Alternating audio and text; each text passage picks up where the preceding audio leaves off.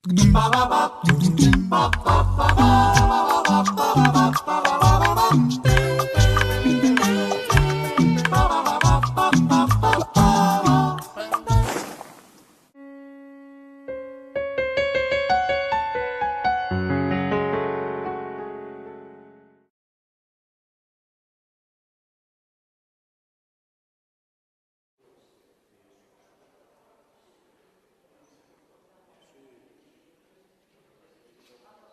primer lugar, el tema que traigo a colación sobre el concepto de ciudad, ideología y democracia, no fue una cuestión baladí, pero sí casual. Es decir, surge, en este caso, de la conversación con los compañeros cubanos del Instituto de Filosofía, que realizaron un acto en La Habana sobre el concepto de ciudad y las transformaciones que estaba sufriendo La Habana bajo los últimos proyectos, tanto sociales como arquitectónicos y urbanísticos, en la ciudad de La Habana en estos 2 últimos años. Además, es agradable que alguna de las personas que estaban en aquella intervención esté hoy entre nosotros y también pueda participar pues, al hilo de aquellos debates que se produjeron. Podría parecer un poco extraño, es decir, en el ámbito de la globalización, manejado a cierta escala, digamos, supranacional, manejar una idea tan local como pueda parecer la de la ciudad, ¿verdad? La cuestión, ¿por qué hacer un análisis filosófico de la ciudad en el ámbito de la globalización? Es decir, en un evento sobre la globalización, sobre el sujeto en la globalización, y hablar del concepto de identidad de ciudad y de la organización de la ciudad. Bueno, aunque sea una justificación que pudiera ser muy asumida, creo que es fundamental, particularmente por el trabajo en el ámbito también del gremio de filosofía que plantea esta problemática. Es decir, la filosofía, yo creo que aquí pudiéramos estar mayoritariamente de acuerdo, es un fenómeno urbano.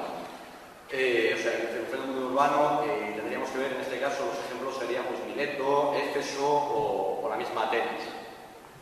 Que sin embargo, la filosofía como fenómeno urbano, lo urbano no ha merecido una consideración formal y directa por la mayoría de los filósofos, aunque es verdad que existen excepciones, en el caso de España, por ejemplo, Félix Duque, que estuvo con nosotros el año pasado y que tiene publicaciones en torno a la concepción del urbanismo y de la ciudad bastante interesantes. En la mayor parte de las ocasiones, el urbanismo, la ciudad, ha sido extraída de la mayoría de los análisis filosóficos porque la ciudad es considerada fundamentalmente como un espacio o como un instrumento, es decir, pero no como una entidad en sí misma, ¿no? Es decir, no habría una teoría de la esencia de la ciudad. Y en segundo lugar, porque si bien podemos hablar, obviamente, la ciudad no se puede negar que sea un espacio, es decir, pues estamos caminando por la ciudad, estamos caminando a través de un espacio. Otra cuestión, que es por donde iría, es la problemática de la reducción a la consideración de la ciudad como espacio. O para decirlo con Santiago González Escudero, en un artículo que publicaba en Nábaco en 1989, titulado Logos de la ciudad, la ciudad es el ámbito donde se despliegan logos, la tensión entre la igualdad, que vendría, esto tiene ciertas reconversiones tras la intervención de Pablo Huerga el otro día, la idea de persona. Es el espacio donde se despliega el logo, la tensión entre la igualdad, que de cierto modo serían los planes y programas colectivos, es decir, entre relación entre iguales o relación dentro del eje circular entre personas dadas a la misma escala, y la diferencia entre los fines y objetivos individuales, los fines particulares del sujeto. Y que se da, además, esta tensión en un proceso de cambio en el que todos nos hayamos sumidos, como decía Heráclito. El logos de la ciudad es el ámbito donde se conectan el hombre sujeto con la idea de Estado y mundo. Mi tesis, una del proceso de la construcción de la tesis, sería la ciudad como la configuración del sujeto en ciudadano. La ciudad es un espacio donde se entrecruzan las operaciones del sujeto, donde se configura el sujeto como persona, como ciudadano y donde establece su actividad, es decir, su quehacer diario. Y es, además, la ciudad el mecanismo a través del cual el sujeto se engrana en el mundo, en el Estado, y además es a través de la ciudad donde se ubican las relaciones sociales de producción. Para decirlo, como os comentaba antes, para decirlo en los términos, con ciertas modificaciones,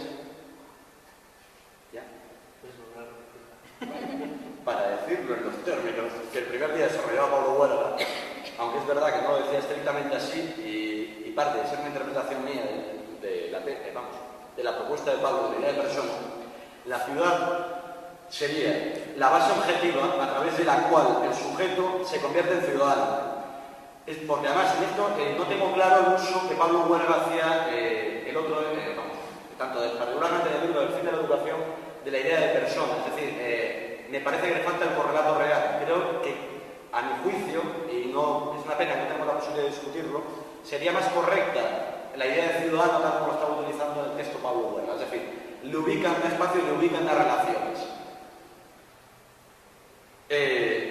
La ciudad, mantengo, es la institución del Estado más cercana al individuo.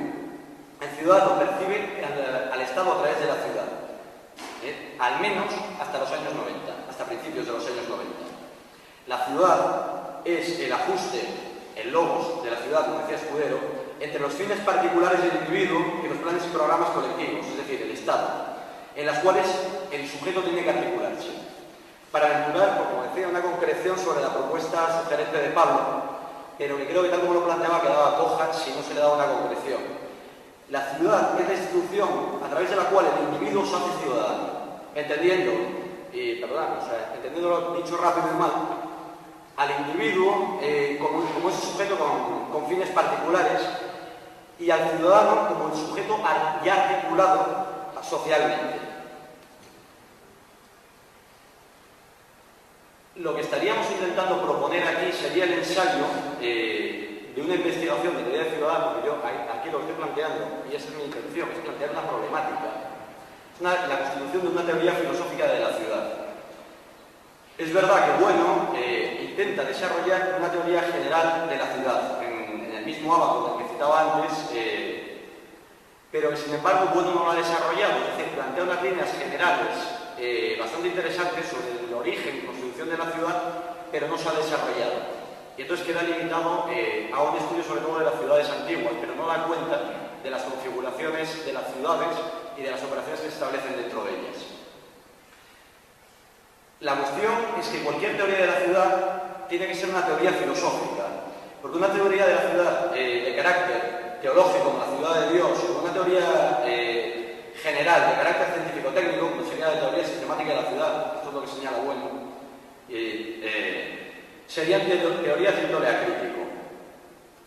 No son posibles, son imposibles este tipo de teorías porque no dan cuenta del campo, no cierran el campo como fenómeno urbano, porque la ciudad es una idea cruzada por otras muchas ideas tan genéricas o oscuras y que provienen de disciplinas variadas, categoriales, de primer grado.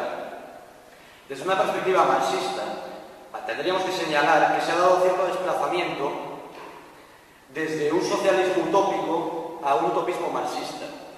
La crítica de la ciudad se confunde en muchos casos, sobre todo en los albores del pensamiento socialista, con la denuncia de los aspectos sociales generados por el modelo de desarrollo económico capitalista, es decir, expropiación de los campesinos, emigración masiva a la ciudad, condiciones de trabajo insoportables, masas desocupadas y marginales, lo que tradicionalmente se llamaba lumpen, etc. Y esta crítica se ha alimentado de una corriente antiurbana, presente siempre dentro del pensamiento socialista, crítico y radical, pero que no puede ser considerada como marxista. De hecho, más bien al contrario, a pesar de ello, muchos marxistas han mantenido la confusión entre lo que podríamos llevar la vida urbana y las consecuencias sociales del crecimiento capitalista, sin buscar y analizar lo que hay de específico en la ciudad. Más allá de las inteligentes observaciones de Marx sobre la urbanización y el trabajo de Engels sobre las sociedades inglesas, no es posible hablar en senso estricto de una tradición urbanística marxista. Esto ha tenido que ver en gran medida por una tradición, como decía antes, revolucionista que adolece de un vicio de origen. O sea, es decir, que no son capaces de ver más allá de la ciudad como un lugar de la producción capitalista y la reproducción de la fuerza de trabajo. Marx, yo creo, se encuentra totalmente en posiciones antagónicas a esta postura, que tachaba prácticamente de rusonianas y las denominaban ideologías antiurbanas. Decían los Urundice que la historia moderna es la historia de la urbanización del campo, tanto en el Capital como en el Manifiesto Comunista. Marx resalta el papel revolucionario de la ciudad frente al campo y se plantea la contradicción campo-ciudad ya no en términos abstractos, sino en términos tecnológicos.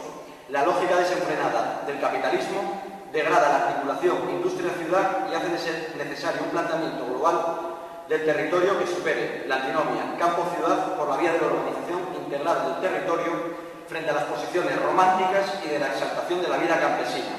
Para Marx, la ciudad cumple un papel civilizatorio frente, dice, al cretinismo de la vida rural. Esto lo señala en el Manifiesto Comunista. El fenómeno urbano, decíamos, trasciende los límites de las grandes épocas históricas en que acostumbramos a dividir la historia del hombre y su desarrollo. El fenómeno urbano no es una característica que sea de la ciudad antigua o de la ciudad medieval. En términos marxistas, aunque esto digamos que sería una reducción un tanto vulgar y habría que trabajar bastante más en ello, porque las constituciones de las ciudades son complejas, atraviesa diversos modelos de producción. Es decir, podemos hablar de ciudades en el modelo de producción esclavista, en el modelo de producción feudalista y obviamente existen ciudades en el modelo de producción capitalista.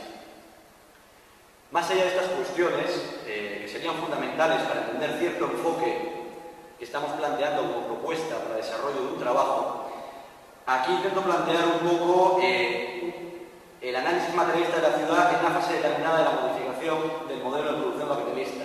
Y digo modificación y no cambio de modelo de producción, que estaría basado en la transición a lo largo de los años 90 de un modelo de producción mecanizado a un modelo de producción automatizado. El uno no sucede al otro de forma lineal, sino que se estarían dando a la vez y de formas arrítmicas. Es decir, cuando Lenin está hablando del paso del modelo de producción monopolista, o sea, del paso de producción premonopolista al modelo de producción monopolista, no está queriendo decir que el premonopolista no siga existiendo. Es decir, hay lugares donde siguen manteniéndose características de un modelo de producción anterior. Es decir, depende de las condiciones y de las relaciones de producción, es decir, de las condiciones industriales, sociológicas, poblacionales, etcétera, etcétera. ¿Qué quiero decir con esto? Que la propuesta que estaríamos haciendo de trabajo y de análisis no valdría para cualquier ciudad en el planeta. Es decir, porque tiene que ya parte de una consideración del campo bajo determinadas sociedades desarrolladas industrialmente.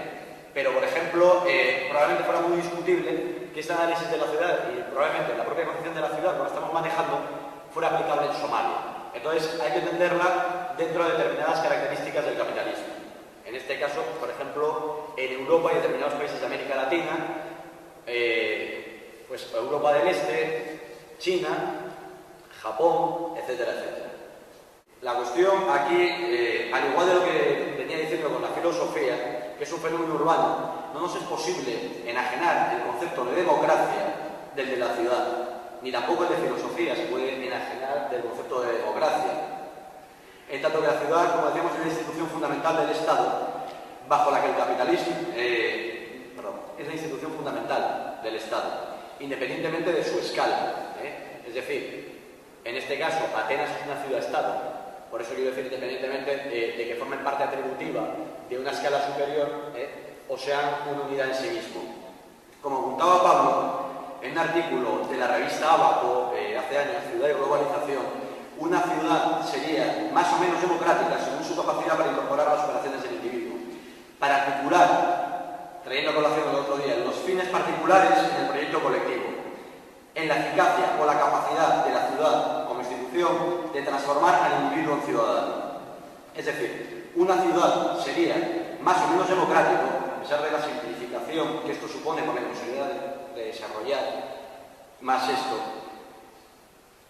que otra, o sea, una ciudad sería más o menos democrática que otra en la medida, por una parte, en la que se garantizase la incorporación del individuo a las estructuras del Estado, es decir, según su participación en las estructuras del Estado, y por la otra, por su capacidad de dar cuenta de sus operaciones, para articular los fines particulares de este.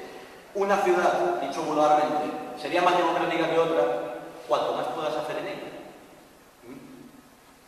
Esta perspectiva descarta, por lo tanto, la posibilidad de hablar de ciudades democráticas bajo formas de organización e ideologías individualistas, en tanto que si bien se puede dar cuenta en cierta medida de sus fines particulares del individualismo, el individuo queda enajenado de las estructuras del Estado, de sus conexiones. Sería, por decirlo, una ciudad mágica, por hacer referencia a lo que señalaba ayer Francis. El proyecto de participación, es decir, aquí habría otro par de conceptos que serían de la descentralización y la democracia para entender cómo la ciudad se va convirtiendo en mercancía a lo largo de los años 90. Los procesos de descentralización de las competencias del Estado a los ayuntamientos es un proceso iniciado a escala europea en la década de los 70 y que supone fundamentalmente, y que plantea fundamentalmente el problema de la participación del individuo en el Estado, que supuso un complejo problema de enajenación social. En unos casos, esta descentralización se trataba de la puesta en práctica de un programa político-ideológico una vez alcanzado el poder local, como el caso del PC en Italia, y desde el cual se podría transformar el Estado a través de la participación y una reformulación de la vía democrática del socialismo, es decir, a través de la participación ciudadana en las estructuras del Estado dadas a escala de la ciudad, es decir, de los ayuntamientos y de las estructuras, por ejemplo, de los distritos, se podría articular, como diría el concepto, un frente contrahegemónico que permitiera lanzar contra el Estado y de ahí tomar el Estado. Es decir, fragmentamos la ciudad del Estado a través de la descentralización y tenemos una plataforma objetiva con la que enfrentarnos. En otros casos, esta descentralización se utilizó como una fórmula de reconocer núcleos con personalidad histórica que fueron absorbidos por un municipio central. Esto sucedía en Suecia, en Holanda o en Bélgica. En unos casos se buscaba, mediante la creación de consejos de distrito de carácter predominantemente consultivo. Aquí en Gijón existen ejemplos de distritos del mismo carácter. Es decir, buscaban aumentar el acuerdo en torno a la gestión municipal. Aunque otros han jugado fundamentalmente dentro de los cálculos electorales. Es decir, en París el PCF planteaba esta política. Sin embargo, aunque la izquierda francesa fue la que promocionó la descentralización y la creación de estos distritos, no ha conseguido ganar ningún distrito en las elecciones que siguieron la descentralización de 1982. Estas políticas de descentralización han supuesto uno de los pilares del fracaso de organizaciones de izquierda en ámbitos municipales. Y no porque como proyecto administrativo fueran erróneas, sino por una doble característica. Por una parte, por una concepción totalmente vulgar de la noción de ciudad. Es decir, la ciudad es un fenómeno, desde estas perspectivas, que se produce cuando se juntan más de X individuos. Y por la otra, porque el desarrollo de los planes de descentralización jugó en contra de un grave error ideológico, es decir, la urbe frente al Estado, como os decía. ¿Qué ocurre? Cuando uno descentraliza de esta fórmula,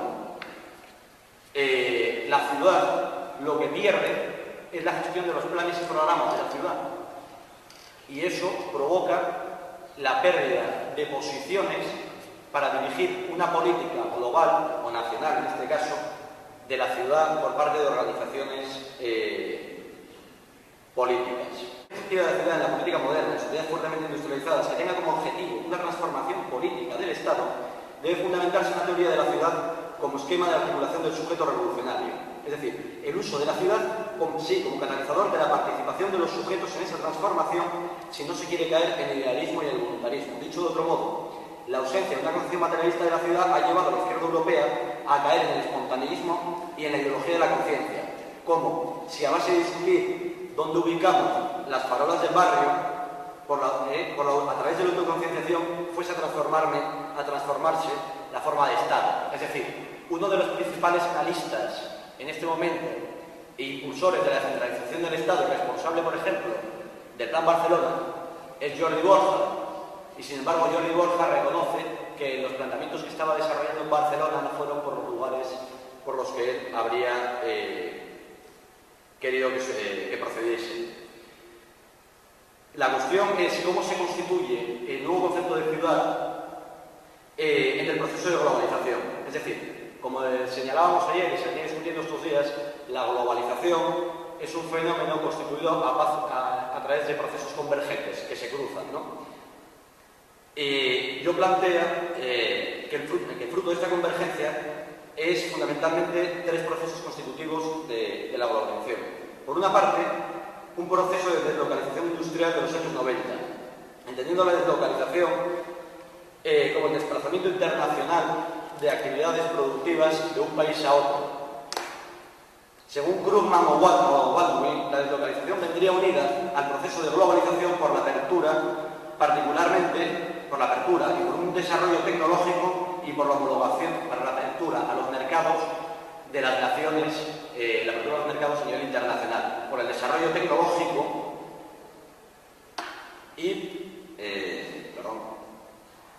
por los cambios de los sistemas financieros. Claro, esto sería curioso, es decir, se supone que la deslocalización es el elemento por el cual se prueba que hay una voluntad por parte de las naciones de abrir sus fronteras al mercado internacional. Entonces, la deslocalización es un fruto de la globalización y, a su vez, la globalización es un fruto de la deslocalización. Lo que mantiene Krugman es que la voluntad de los Estados para abrir los mercados financieros a nivel internacional estaría constituida a través de la voluntad legal de haber escrito que hay voluntad para ello. Sin embargo, lo que no entra en la valoración es cómo se han producido los cambios a nivel de la legislación laboral para que una empresa tenga condiciones para deslocalizarse. Es decir, parte de una tautología. Una empresa se deslocaliza porque puede. Pero, por ejemplo, ¿por qué puede deslocalizarse una empresa en Rumanía en los años 90? Paso las notas. Y yo aquí es lo que mandaría como segundo paso. Es decir, la caída de los países del este es lo que abriría el espacio a la deslocalización. Es decir, la transformación de los marcos legales y de las relaciones laborales, sobre todo de los derechos del trabajo, es lo que permite el abaratamiento en países del este en los años 90 y la apertura hacia países de Asia de la implantación de industrias, pero ya no como centros de distribución, sino como centros de producción.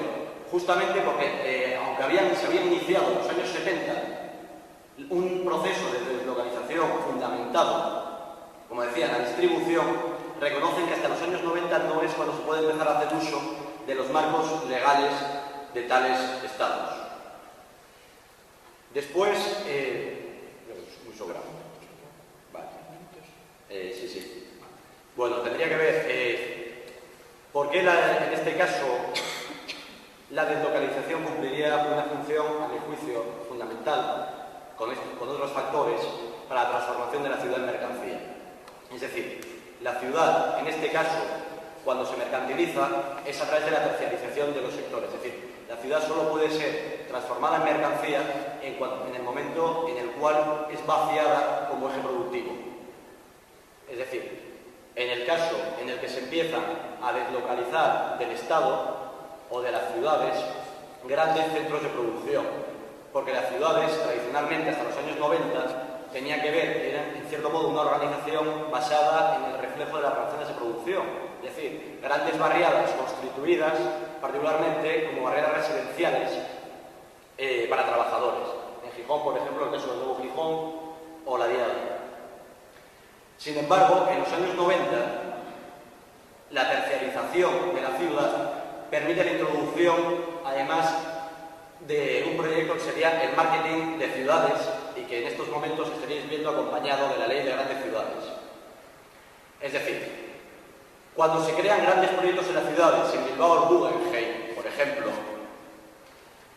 es la creación de grandes sectores de consumo cultural o mediático no enfocados a su uso interno a la ciudad. Es decir, cuando Gijón se trae, por ejemplo, el Circo del Sol, no está tan enfocado al consumo interno, sino a la construcción de una imagen a nivel internacional, porque la terciarización cumple un papel fundamental la transformación de ese tejido productivo, que es cuando el turismo se convierte en centro productivo. Además, en este caso, dentro del marketing de ciudades, todo el tejido industrial tiende a convertirse en un modelo museo de consumo, que además se mantiene a través de subvenciones dentro de UNESCO, por ejemplo, y particularmente en la ciudad de Gijón.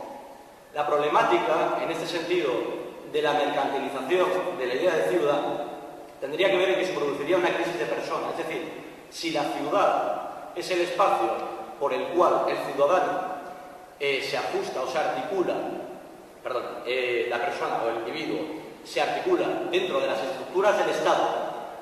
¿Qué ocurre cuando la ciudad deja de ser, y todos los sectores fundamentales de la ciudad, es decir, de sectores de servicios, educación, cuando el ayuntamiento pierde gran medida de la administración de la ciudad, es decir, cuando la ciudad es privatizada? Cuando la ciudad puede planificar, por ejemplo, un proyecto de reorganización urbana, pero no tiene la propiedad del suelo para ello.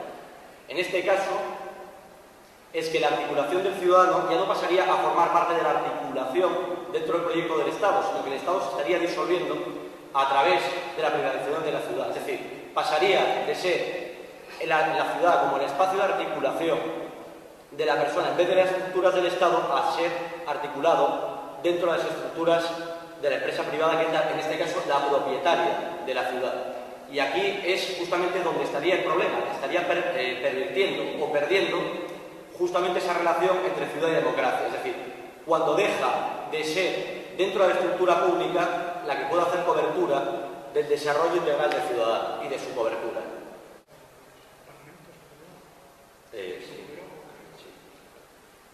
Esta cuestión de la articulación es fundamental, porque lo que se está poniendo en cuestión es justamente el propio concepto de ciudad en este momento, como se veía tradicionalmente, y un proyecto democrático de ciudad. En este sentido, además, creo que habría un problema, que es justamente, por un lado, la pérdida de la concepción de la ciudad, tradicionalmente, como la veníamos considerando, que igual a la ciudad habría que empezar a considerarla bajo otra premisa, y el papel de la filosofía como forma de reflexión evidentemente urbana, porque pierde ese espacio público para la reflexión, es decir, pierde la trinchera pública desde la que poder articular un pensamiento crítico. Bueno, tira lo que se me queda para el tema.